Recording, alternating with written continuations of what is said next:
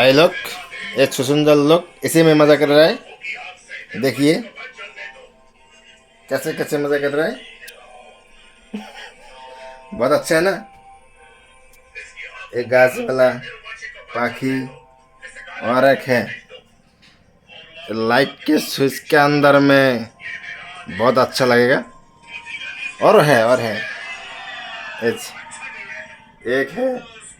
ये बहुत ज्यादा ज्यादा लग रहा है।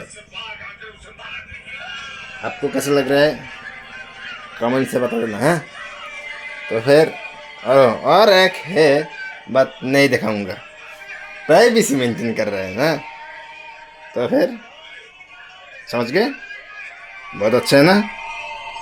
बहुत अच्छा है। और एक है। बहुत अच्छा है না। তো ভিডিও ভালো লাগলে অবশ্যই চ্যানেলটা সাবস্ক্রাইব করে আমাদের পাশেই থাকবেন। ধন্যবাদ সবাইকে।